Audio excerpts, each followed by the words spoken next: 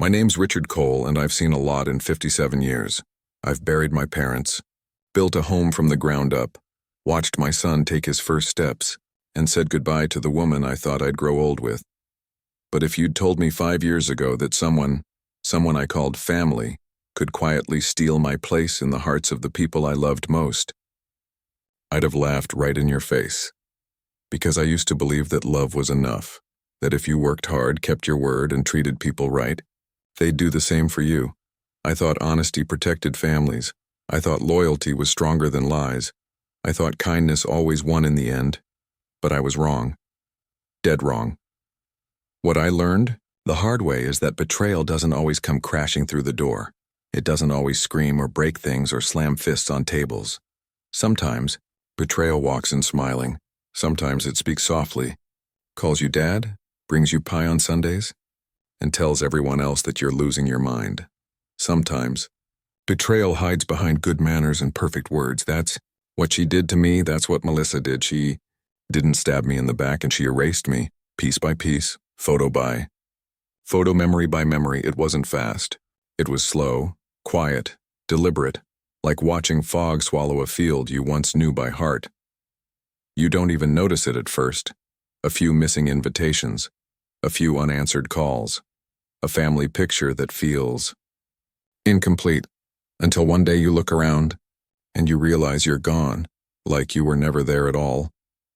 I still remember the exact moment I knew what she'd done, the day my own grandson looked me straight in the eyes and asked, "Grandpa, who are you? You know, I've been hit by storms before, real ones. I've lost roofs to tornado winds. Watched my tools scatter down Main Street like leaves in autumn, but nothing hit me like those 4 words. It was like time stopped. The sound around me faded. The air turned cold. That little boy, the same boy I once held in my arms on the day he was born, didn't even recognize my face, didn't know the man who built his crib, who carved his name into the wood with steady, loving hands. And behind him, there she was, Melissa, watching me with that calm, polite smile she always wore, a smile that used to fool me, a smile that now felt like a knife covered in sugar. I walked out of that house and sat in my truck for nearly an hour, hands shaking, staring at the steering wheel like it held the answers. Rain started falling. That soft, steady Missouri rain that smells like wet earth and endings. And I just sat there, feeling like a ghost in my own story, because that's what betrayal does in eyes. It turns you invisible. It makes you question if the love you gave ever really existed, or if it was just something you imagined. That night, I couldn't sleep. I sat on the porch of the old house I built with my wife, Linda, back when laughter still lived in the walls. I could almost hear her voice. The way she used to say, "Rich, don't let people rewrite your story. You fought too hard for it."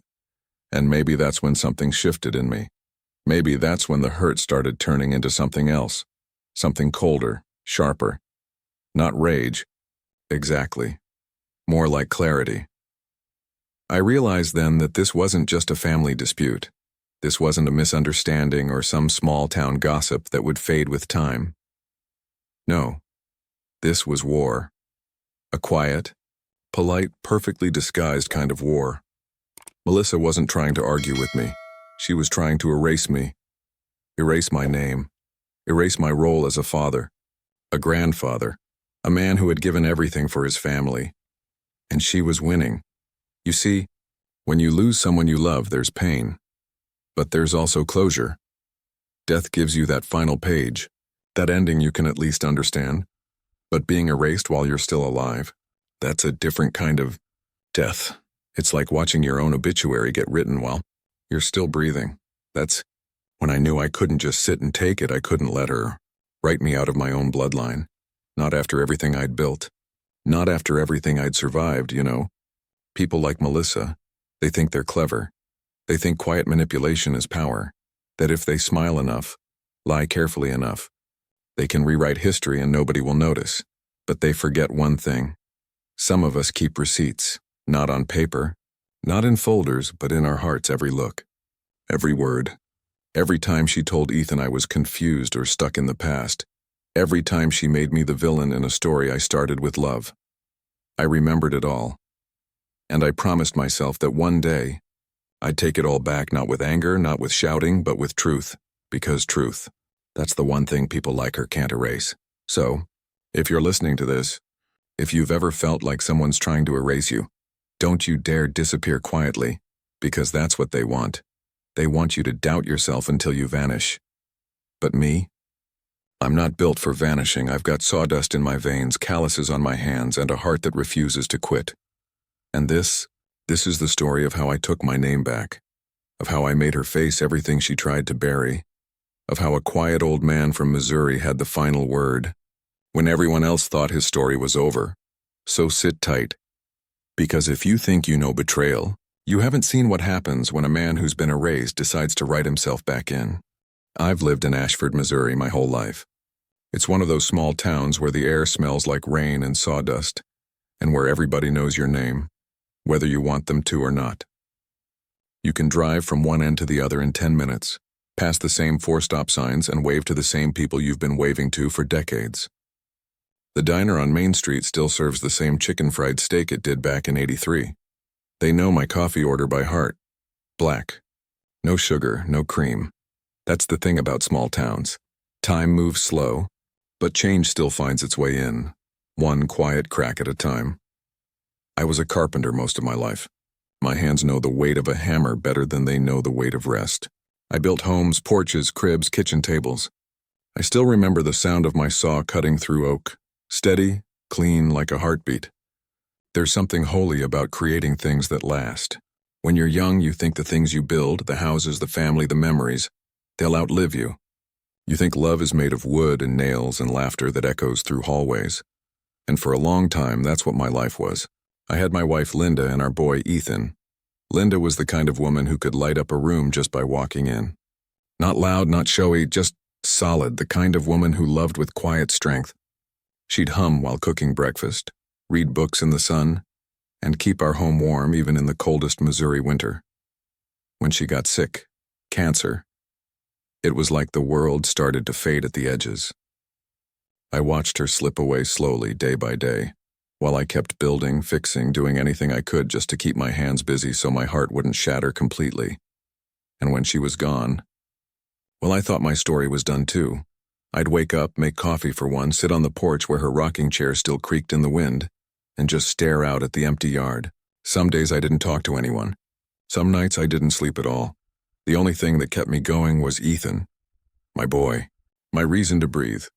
He was 28 then, smart, hard-working, had his mother's gentle heart and my stubborn streak. He called every day at first just to check on me. Sometimes we'd talk for hours, about life, about mom, about work. And then one day he said he was bringing someone home. I still remember that Saturday afternoon. I'd cleaned up the house, shaved for the first time in a week, even baked one of Linda's old apple pies. It didn't turn out right, but it was the effort that counted. Then the car pulled into the driveway. Ethan stepped out first, tall and proud, smiling that same easy smile that always reminded me of Linda. And then I saw her, Melissa. She was beautiful, I won't lie. Polished, put together, the kind of woman who carried herself like she'd already read the script of every conversation before it started. She had perfect hair, the kind you see in shampoo ads, and a polite, practiced smile that didn't quite reach her eyes. When she shook my hand, I noticed it right away. Firm, confident, but cold. Like she was trying to measure me instead of meet me. "Mr. Cole," she said. "Call me Rich," I told her. "Oh, that's sweet," she said. "Ethan talks about you all the time." But even then there was something off. Her words were warm, but her tone and her eyes were studying, calculating, like she wasn't visiting my home. She was inspecting it. Linda used to tell me, "Rich, people can hide behind words, but never behind their eyes. Trust your gut. Eyes tell you what mouths hide." And I should have listened to that voice in my head that night. I really should have. But grief does strange things to a man. It softens you in places you never knew were soft. You crave family, belonging, normalcy, so bad that you'll ignore the alarms ringing in your chest just to feel like you're part of something again. So I welcomed her with open arms. At first, Melissa seemed perfect. She called me Dad. She'd bring over pies and casseroles, help clean up the kitchen after dinner, ask questions about Linda, about Ethan's childhood. She even spent time in my workshop, said she loved the smell of sawdust and the charm of old tools. For a while, I thought maybe I'd misjudged her. Maybe she really did want to be part of the family. Maybe she was the answer to Ethan's loneliness and to mine. But people like Melissa, they're like termites. You never hear them at first. They smile while they hollow things out. It started small. Little things. Maybe it's too dusty at your workshop for the baby. Dad, she said once when I offered to build a crib, or Ethan's just so tired lately, maybe we'll come by next week. And next week became next month, and next month became we'll see, okay? Before long, I realized I was seeing them less and less. The dinner stopped. The calls grew shorter. Ethan always sounded distracted, like he was choosing his words carefully. And Melissa. Well, she always had an excuse. I told myself it was normal. Every new family needs space, right? You don't want to be the overbearing father-in-law. I kept busy, fixing old furniture, volunteering at church, pretending it didn't bother me. But then small cracks started showing. And once you notice one, you start seeing them everywhere. I stopped getting invited to birthdays. Photos started showing up online, family photos. But I wasn't in any of them. Not even mentioned. One Christmas I saw a post of Ethan and Melissa by their tree, matching sweaters, smiling wide.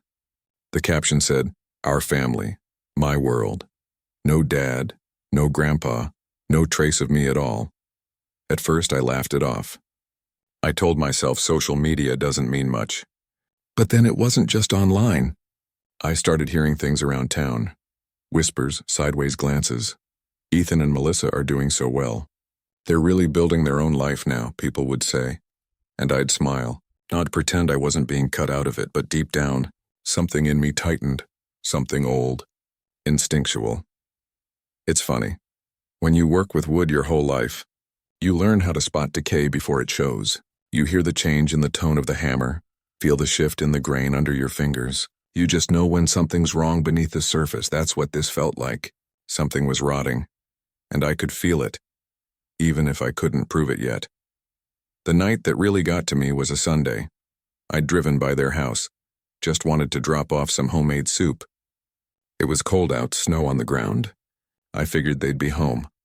Melissa opened the door halfway, still in her robe, hair done like she was expecting someone else. "Oh, Rich," she said, sounding surprised. "You didn't call." "I just wanted to drop off some soup," I said. "Thought Ethan might like it." She smiled. Tight, rehearsed. That's thoughtful. "But Lucas just went down for a nap. Maybe next time, okay?" Before I could answer, I saw a small hand clutch the stair railing behind her. My grandson, Lucas, barely 4. He peeked out with sleepy eyes. "Hi, buddy," I said softly, smiling. Melissa turned quick. "Back to bed, sweetheart?"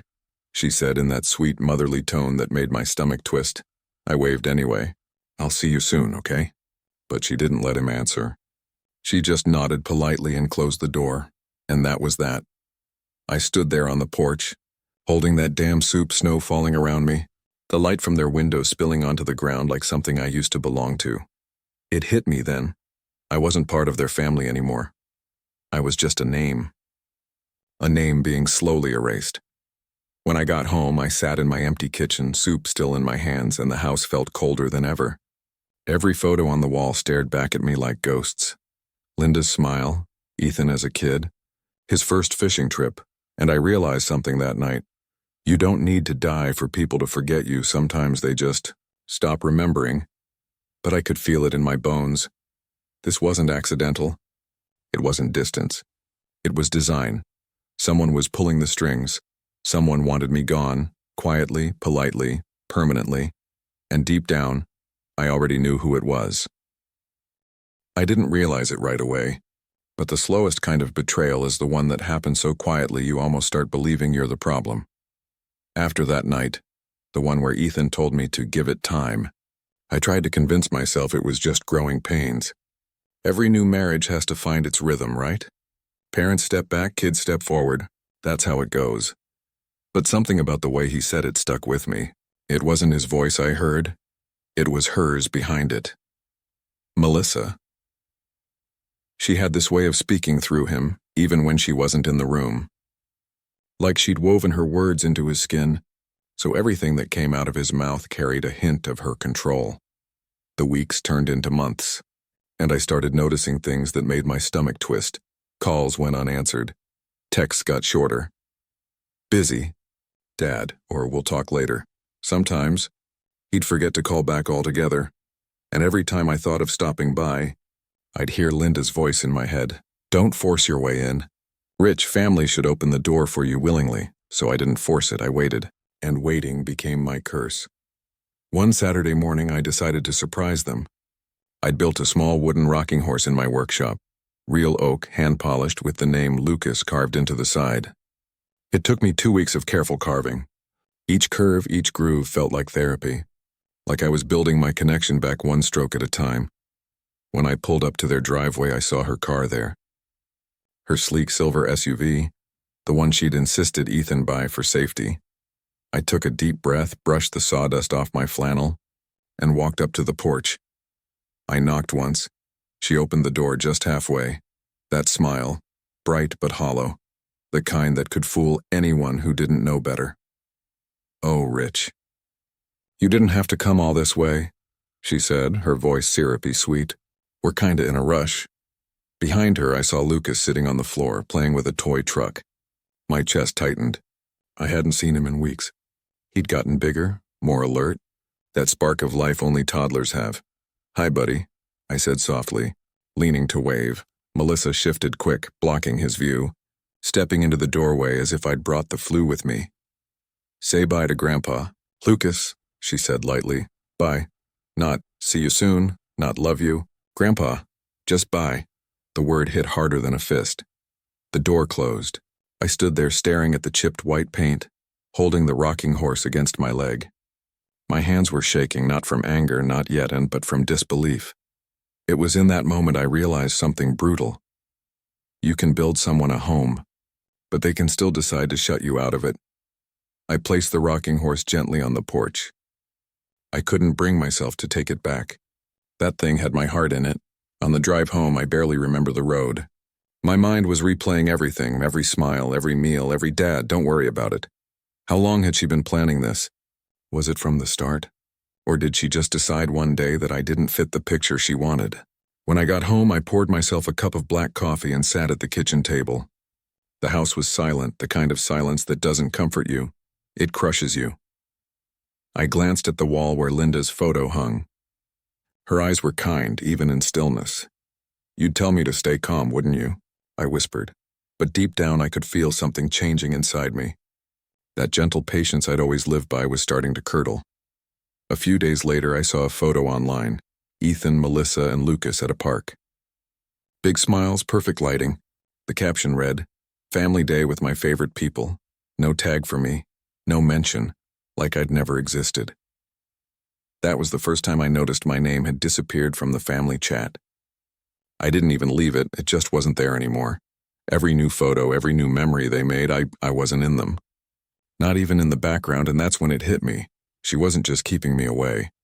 She was rewriting the story andoli, methodically erasing me piece by piece, from the life I'd built. But I wasn't ready to disappear quietly. I didn't know it yet. But that day on the porch, and that was the spark. The quiet before the fire that would burn everything she built on her lies. Because you can't erase a man who remembers everything. Months turned into a blur of gray days and longer nights. The kind of time that stretches thin until you forget what warmth feels like. Every morning I'd check my phone hoping for a message from Ethan. Something simple. Hey Dad, how are you? But every time I looked, the screen stayed dark. The silence between us had grown into something thick, like fog, cold and heavy. I could still remember his voice, but even that started to sound different in my memory. Colder, more measured. Like someone had taken the real Ethan and replaced him with a polished, distant version that only Melissa could manage. I'd hear things about them from neighbors or people around town. Oh, I saw Ethan and Melissa at the park last Sunday. The baby's getting big. Or they've really fixed up that old house. Looks beautiful now. Beautiful, perfect, picture ready, everyone loved them. The golden couple of Ashford and me, I was the ghost people mentioned in passing. I told myself I was done trying. I told myself that if Ethan wanted space, I'd give it to him. That's what fathers do. They give even when it breaks them.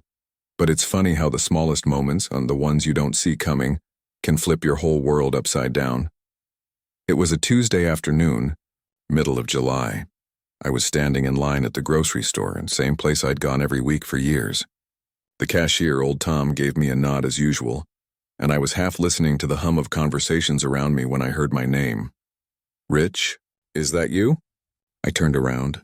It was Nancy Hill, Linda's old friend from church. Sweet woman, always smiling, the kind who still sends Christmas cards with glitter on them. "Hey, Nancy," I said, trying to sound cheerful. "Oh, Rich, I saw Ethan's family in the paper last week," she said brightly. "Such a beautiful photo. He must be so proud." For a second I froze. "In the paper?" I asked. "Oh, yes, the Ashford Chronicle. They did a feature on young families contributing to the community. Your son and his wife looked so lovely. Little Lucas, too. You must have been thrilled." I smiled the kind of smile people wear when they don't know what else to do. "Yeah," I said. "Real proud." But my heart started pounding. I finished paying, barely hearing Tom's goodbye. Then I walked straight to the front of the store where the local papers were stacked in that squeaky metal rack. There it was. Front page. The Cole family, building a future in Ashford. And right under that headline was a glossy photo. Ethan, Melissa, and little Lucas standing in front of their freshly painted home. Melissa was holding Lucas. Ethan's hand rested on her shoulder. The sunlight hit them just right, like the universe itself was blessing them. And me? Nowhere. Not even in the caption. It said, "Ethan Cole, son of the late Linda Cole, carrying on the family legacy through hard work and devotion. Late Linda Cole." The words cut deeper than I expected. I just stood there staring, reading it over and over. Late Linda Cole, like she'd lived and died alone. Like the 50 years we'd built together had vanished. No husband of Richard Cole, no mention of me at all. It was as if I'd been deleted from her memory. From the town itself. The sound in that grocery store faded away. The chatter, the beeping scanners, the music, and all gone. All I could hear was that slow, dull thump of my own heart. I walked outside, newspaper in hand, and sat in my truck for a long time. The summer heat made the steering wheel burn under my palms. I didn't shout. I didn't cry. The anger came differently this time, quiet, steady, like an ember glowing deep inside. It wasn't rage that hit me. It was realization. Melissa wasn't just pushing me away. She was rewriting the story. Bit by bit, she was erasing me from my own bloodline, from my wife's legacy, from my son's life, from my grandson's future. And Ethan? He was letting it happen. That night, I went home and sat in the living room staring at the old family photo hanging over the mantel. Me, Linda, and a teenage Ethan standing in front of our first home. I remembered that day so clearly. Linda had her hair tied back with that yellow ribbon she loved, the one she wore every spring. She used to say, "You build things to last, Rich, not for show, for roots."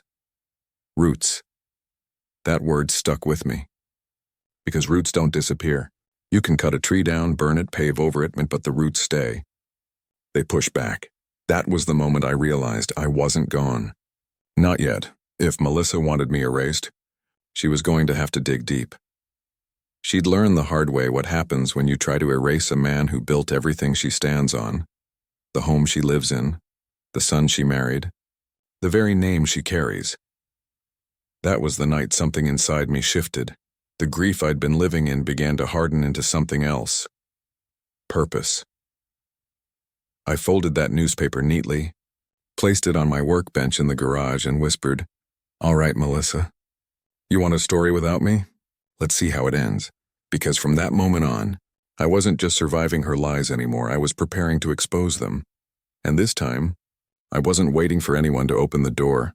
I was going to build my own way back in, one truth at a time. When you've built houses your whole life, you learn how to look at foundations. Cracks don't start big. They start as hairlines, barely visible, almost innocent, but if you ignore them long enough, they split the whole damn structure. That's what had happened to my family. I'd been staring at those hairline cracks for years, pretending the house was still standing. But after that newspaper article, after being erased from my own bloodline, I knew it was time to stop pretending. So, I started digging, not with a hammer or saw, but with quiet questions, slow steps. and a sharp mind that had built more than wood and nails. I started small. Old carpenter's habit and measure twice, cut once.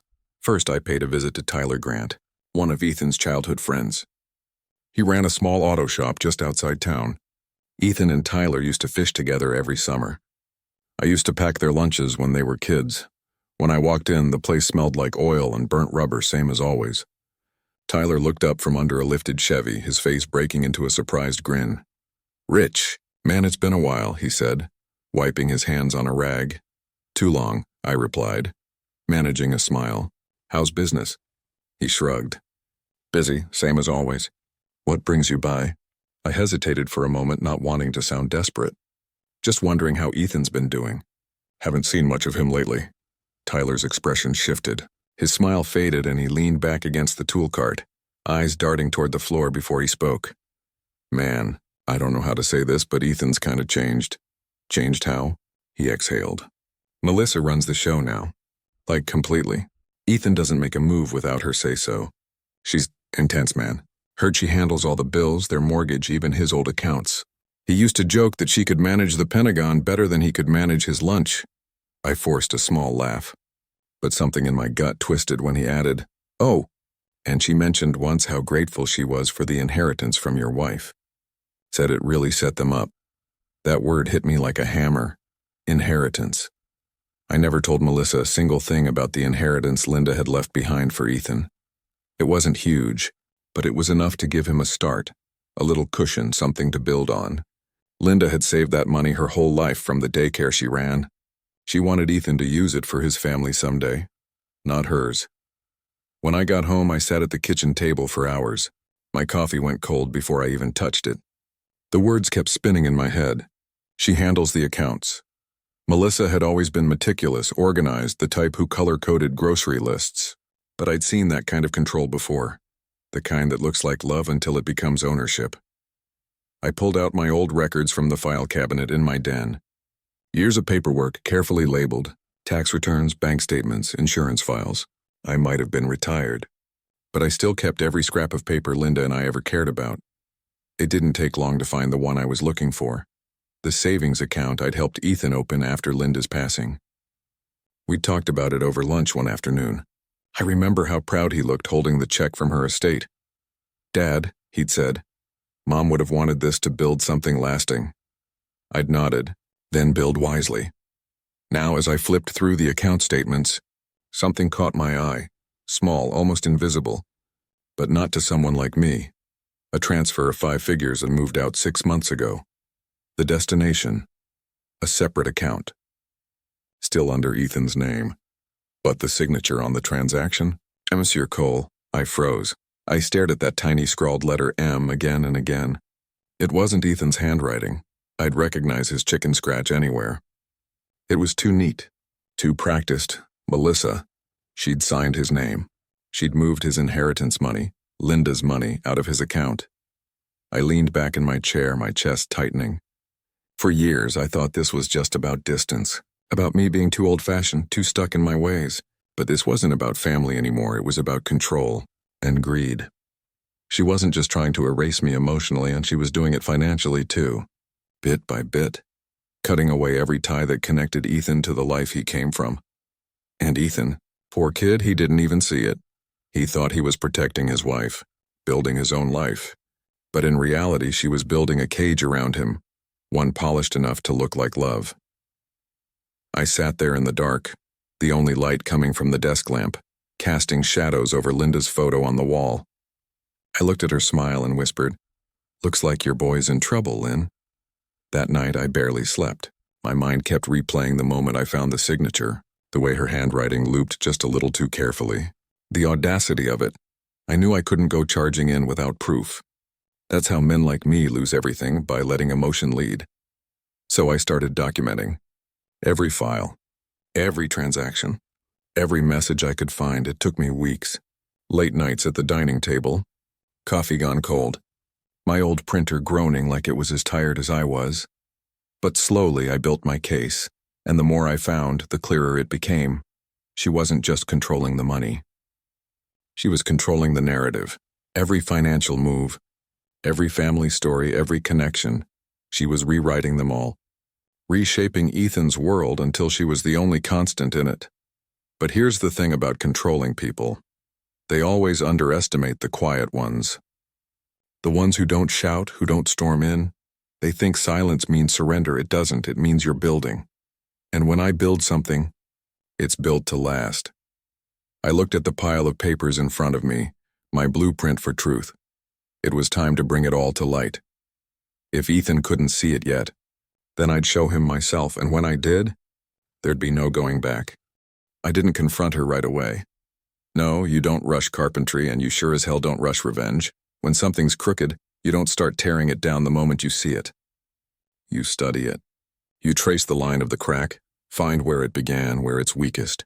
Only then do you make your cut. Clean, sharp, deliberate. So that's what I did. I started documenting everything, every transaction, every bank statement, every message I could still access from Ethan. I even printed out old texts, the ones where Melissa would send those. Sugar-coated little remarks that sounded polite but always carried a dig. Underneath, things like, "Oh, Ethan's so tired after visiting you, maybe next time we'll just stay home." Or we'd come over, but the shop's not really baby-safe, you know? Little words, small phrases. But over time, they'd built a wall between me and my son so thick you could have hung a picture on it. So I made sure to save them all, line by line, like proof of a slow poisoning. Then, I went a step further. I bought a small digital recorder and hid it under the dashboard of my truck. Not because I was planning to ambush her, but because I'd learned something important. The truth has a way of slipping out when people think no one's listening. Days turned into weeks, and I waited. Then one morning my phone rang, her voice came through, sweet and sharp as lemon juice. "Hey Rich," she said, "any chance you could come by and help fix our porch? Ethan's been swamped at work and it's getting a little wobbly. You're the best with this stuff." My heart kicked, I almost laughed. After all this time, she was calling me for help. "Sure," I said evenly. "I'll bring my tools." When I hung up, I sat there for a long minute staring at the phone. I could almost hear Linda whispering, "Stay calm, Rich. Let her come to you." This was my chance, and not to lash out, not yet, but to see her. To look that woman in the eye and find out what she was really after. I showed up early that Saturday morning. The porch was in decent shape, just a few loose boards. I could have fixed it in an hour. When she opened the door and saw me, her face flickered. Just for a second. That perfect smile cracked, a twitch, a flicker of surprise. Then it snapped back into place. "Oh, you came early," she said, voice too high, too cheerful. "Traffic's light on weekends," I replied, smiling just enough to look harmless. She stood there watching me as I unpacked my tools. Every movement she made was careful. The way a cat watches a mouse it isn't sure whether to play with or eat. For a while, we just made small talk. She stood behind me, arms crossed, pretending to supervise while I worked the drill. Then she spoke. "You know, Rich," she said casually, "it's hard for Ethan to balance everything these days. With work, the house, and family, sometimes it's too much for him." I didn't look up. "He's always been a hard worker. He can handle it." She laughed softly, the kind of laugh that didn't reach her eyes. "Oh, of course. But it's different now, you know? Especially since your wife passed. It's like Ethan's got two families to manage." "Two families," she said it lightly, like she was commenting on the weather, but I felt the words like nails under my skin. I turned to her, smiled just enough to be polite. "Melissa," I said slowly, "I only ever had one." Something in her eyes shifted. Not fear, not yet, but awareness. She knew I saw through her, and for the first time she didn't have a clever response. She just stared for a second too long before muttering, "I'll go check on Lucas," and went back inside. The second she disappeared, I put my tools down and took a quiet look around. My instincts told me there was more to find, and I've learned to trust those instincts. That's when I saw it. The small pile of mail sitting on a half-broken bench near the door. Nothing unusual about that, but one envelope caught my eye. Crisp white with a return address from a law firm in St. Louis. It was addressed to Ethan Cole. But the handwriting? That was Melissa's. I shouldn't have looked, but I did. I carefully slid my finger under the flap just enough to peek. It wasn't sealed fully, Sloppy mistake for someone so careful. And what I saw inside made my stomach drop. Legal documents. Something about power of attorney. My eyes skimmed just enough to understand into she was setting up to gain full financial authority over Ethan's assets. His accounts, his property, and worse. It included language that would isolate him from external interference. Meaning me. She was preparing to legally erase me. My hands were shaking as I slid the papers back and placed the envelope exactly where I found it. I packed my tools, took one last look at that porch, the one I'd just repaired, and left. Driving home, I didn't even turn on the radio. The air in my truck felt heavy, like it knew something had shifted. I went straight to my office and pulled out an old Rolodex. Buried under a pile of receipts and scraps of woodshop orders was a business card I hadn't touched in years. Clint Morrison, old friend. Older soul, retired lawyer, but still sharp as a blade. When he answered the phone, his voice was rough but warm. "Rich Cole, haven't heard from you in a while." "What's going on?" "Clint," I said quietly, "I think someone's trying to steal my son's life from under him." He didn't laugh. Didn't question it. He just said, "Come by the office." That afternoon, I laid everything out on his desk. The files, the bank statements, the copy of the forged signature, the power of attorney draft I'd seen. He read in silence for a long time, tapping the papers with his finger. When he finally looked up, his expression was grim. "She's setting up for a full financial takeover, Rich," he said. "Probably told Ethan it's for convenience in case of emergencies. I've seen this trick a dozen times. By the time the husband realizes what happened, everything's already in her name." I sat back, jaw tight. "So what do we do?" He leaned forward. "We build a case quietly, you don't tip your hand. If she's bold enough to forge signatures, she'll panic if she thinks you're onto her. Let her keep playing her game and we'll record every move." I nodded slowly, and just like that, the plan began. No anger. No shouting, just calm, measured steps. Like setting a beam before the storm hits. Sturdy, deliberate, unshakable, because Melissa thought she'd built a perfect house of lies. But she forgot who built the foundation she was standing on, and I was about to shake it. Weeks went by before I made my move. Those were long, silent weeks, the kind where each day feels like it's holding its breath. I'd spent my life fixing broken things, tables, floors, staircases, but this time what I was trying to repair wasn't made of wood or nails. It was my son's life, and you don't rebuild something like that without patience. I spent those weeks with Clint carefully piecing together the evidence. Every forged transaction, every screenshot of Melissa's manipulative messages, every record showing her tightening grip on Ethan's accounts. Clint called it a portfolio of truth. I called it my son's lifeline. We worked quietly. I didn't tell Ethan I was coming. I didn't warn Melissa. I just kept my head down, building my case piece by piece. When the binder was finally full, it felt heavier than it should have. Like the weight of everything that had gone wrong was trapped inside it. That's when I knew it was time. So, one crisp evening I picked up the phone and called them. "Ethan," I said, trying to sound casual, "been working on something I'd like you both to see.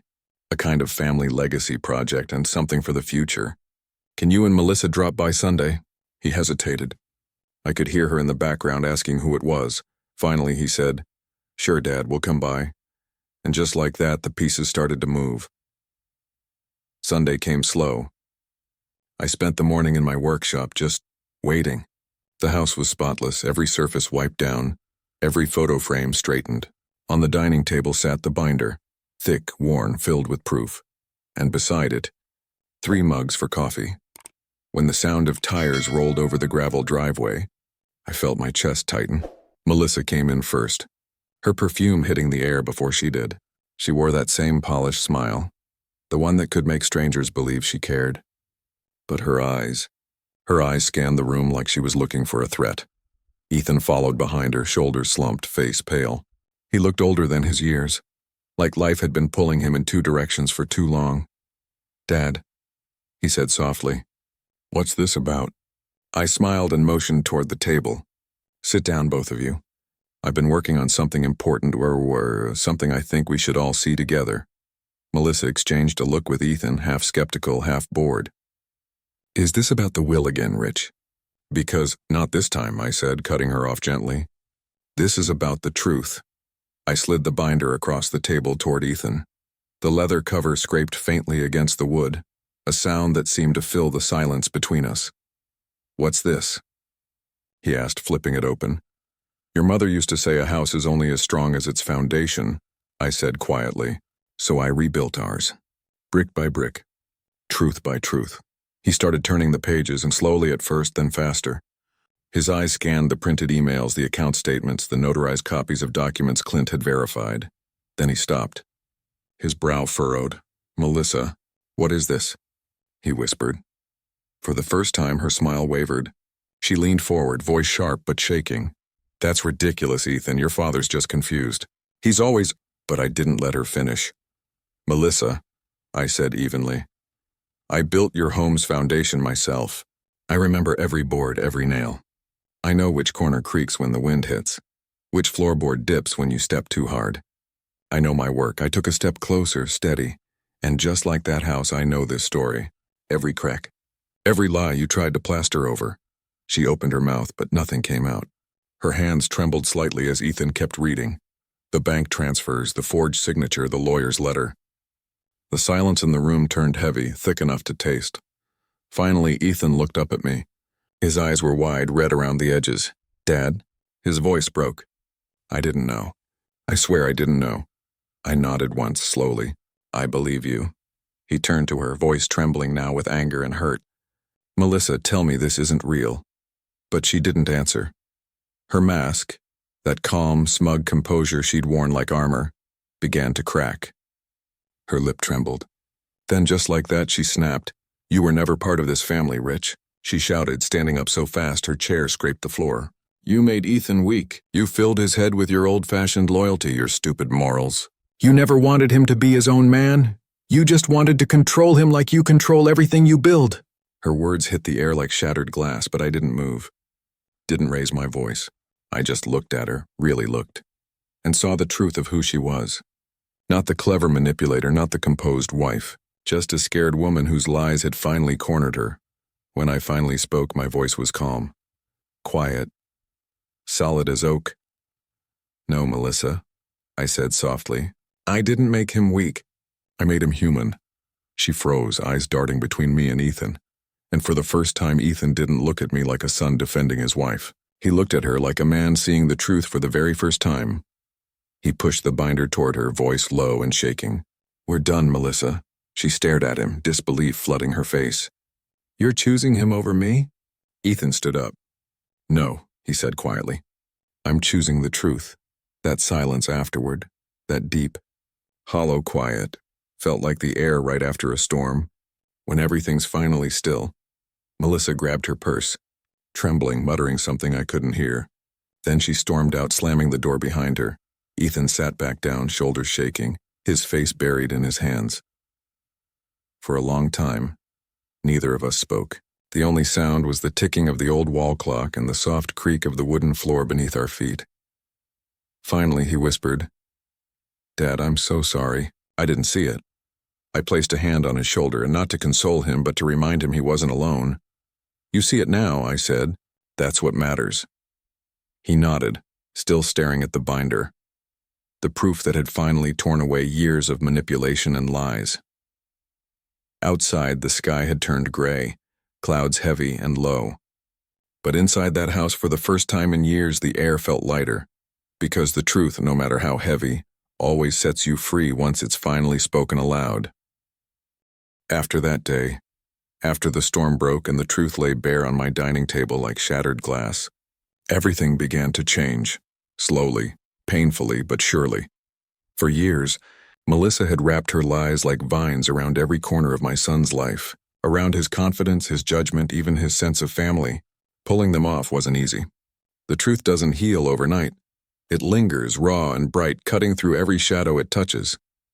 But Ethan was ready now. Ready to fight for what was real. The following week, he came to my house early in the morning, his car still running in the driveway.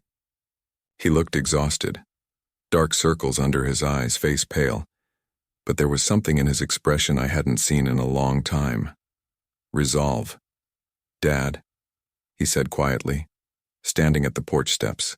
I've talked to Clint. I'm filing for separation.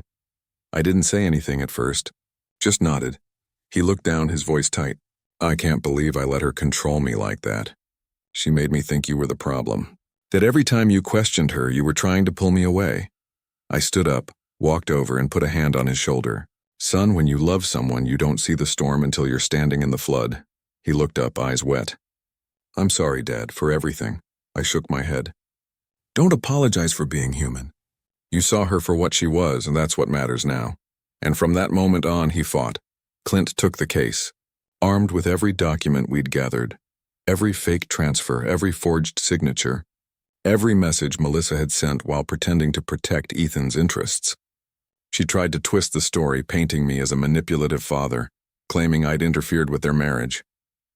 In court, she wore her best mask, soft-spoken, tearful, the picture of innocence.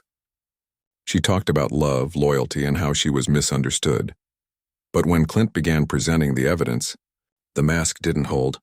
He laid out every piece methodically, one lie after another, like hammering nails into a coffin of deceit.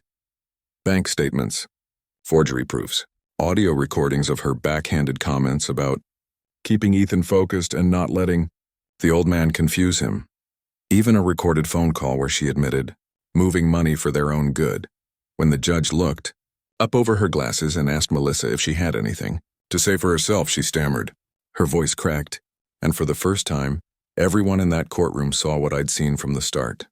The calculation behind her charm, the greed behind her grief. It was over. The judge ruled in Ethan's favor.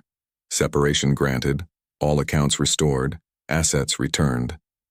Melissa left that courtroom with nothing but her purse and the weight of her own lies pressing on her shoulders. I didn't celebrate. Revenge wasn't the goal. I wasn't there to watch her fall. I was there to make sure my son stood back up, and he did. Afterward, the days came softer. The house that once echoed with silence now carried the faint hum of life again. Laughter, footsteps, the sound of chairs scraping across my old wooden floors. Ethan started spending weekends with me, helping around the workshop, sometimes just sitting in quiet company. It was like we were rebuilding, not furniture but trust.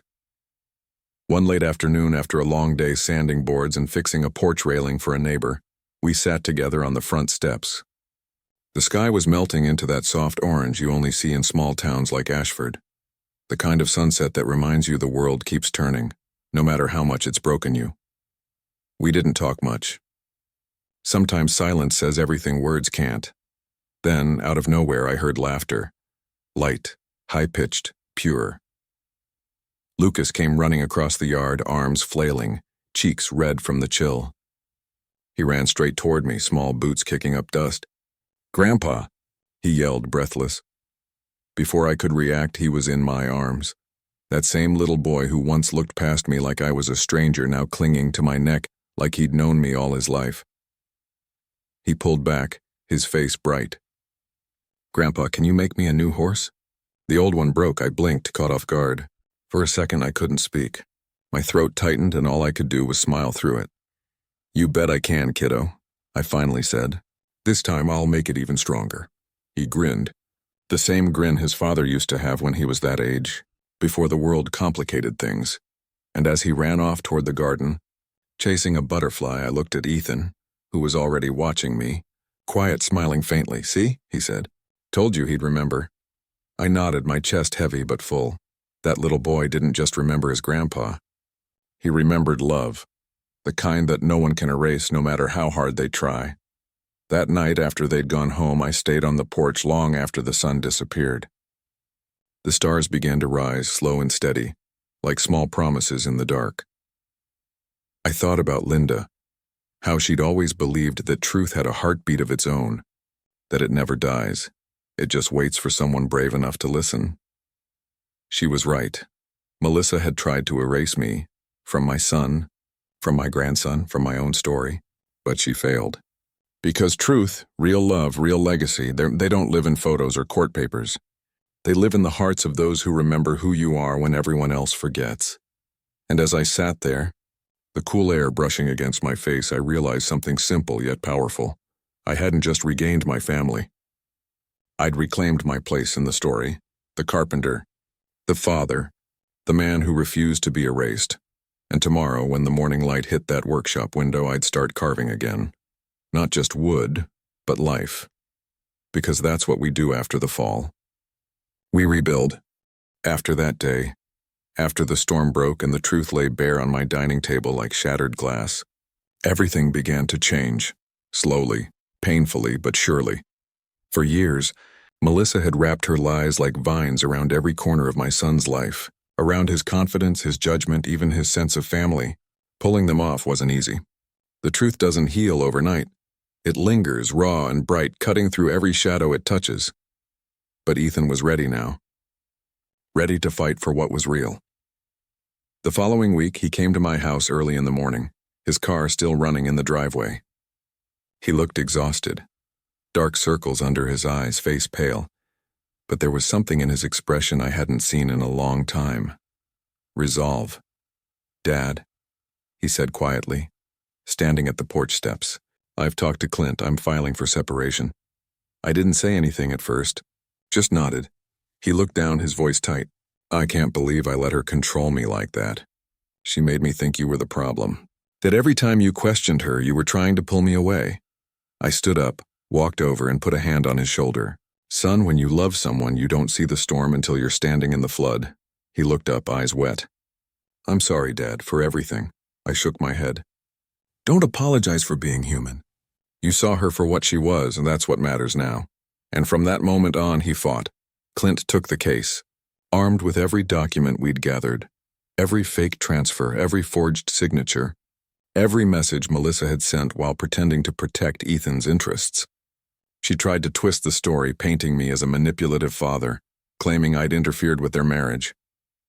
In court, she wore her best mask, soft-spoken, tearful, the picture of innocence.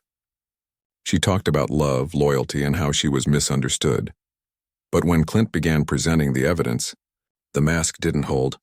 He laid out every piece methodically, one lie after another, like hammering nails into a coffin of deceit. Bank statements, forgery proofs, audio recordings of her backhanded comments about keeping Ethan focused and not letting the old man confuse him. Even a recorded phone call where she admitted moving money for their own good. When the judge looked up over her glasses and asked Melissa if she had anything to say for herself, she stammered. Her voice cracked, and for the first time, everyone in that courtroom saw what I'd seen from the start. The calculation behind her charm, the greed behind her grief. It was over. The judge ruled in Ethan's favor. Separation granted, all accounts restored, assets returned. Melissa left that courtroom with nothing but her purse and the weight of her own lies pressing on her shoulders. I didn't celebrate. Revenge wasn't the goal. I wasn't there to watch her fall. I was there to make sure my son stood back up, and he did. Afterward, the days came softer. The house that once echoed with silence now carried the faint hum of life again. Laughter, footsteps, the sound of chairs scraping across my old wooden floors. Ethan started spending weekends with me, helping around the workshop, sometimes just sitting in quiet company. It was like we were rebuilding, not furniture but trust. One late afternoon, after a long day sanding boards and fixing a porch railing for a neighbor, we sat together on the front steps. The sky was melting into that soft orange you only see in small towns like Ashford, the kind of sunset that reminds you the world keeps turning, no matter how much it's broken you. We didn't talk much. Sometimes silence says everything words can't. Then, out of nowhere, I heard laughter. Light, high-pitched, pure. Lucas came running across the yard, arms flailing, cheeks red from the chill. He ran straight toward me, small boots kicking up dust. "Grandpa!" he yelled, breathless. Before I could react, he was in my arms. That same little boy who once looked past me like I was a stranger, now clinging to my neck like he'd known me all his life. He pulled back, his face bright. "Grandpa, can you make me a new horse?" The old one broke. I blinked, caught off guard. For a second, I couldn't speak. My throat tightened, and all I could do was smile through it. "You bet I can, kiddo," I finally said. "This time I'll make it even stronger." He grinned. The same grin his father used to have when he was that age. before the world complicated things. And as he ran off toward the garden, chasing a butterfly, I looked at Ethan, who was already watching me, quiet, smiling faintly. "See?" he said. "Told you he'd remember." I nodded, my chest heavy but full. That little boy didn't just remember his grandpa. He remembered love, the kind that no one can erase no matter how hard they try.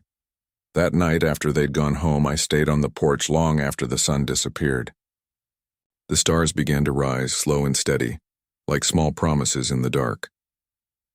I thought about Linda, how she'd always believed that truth had a heartbeat of its own, that it never dies. It just waits for someone brave enough to listen. She was right. Melissa had tried to erase me, from my son, from my grandson, from my own story, but she failed. Because truth, real love, real legacy, they don't live in photos or court papers. They live in the hearts of those who remember who you are when everyone else forgets. And as I sat there, the cool air brushing against my face, I realized something simple yet powerful. I hadn't just regained my family. I'd reclaimed my place in the story, the carpenter, the father, the man who refused to be erased. And tomorrow, when the morning light hit that workshop window, I'd start carving again. Not just wood, but life. Because that's what we do after the fall. We rebuild.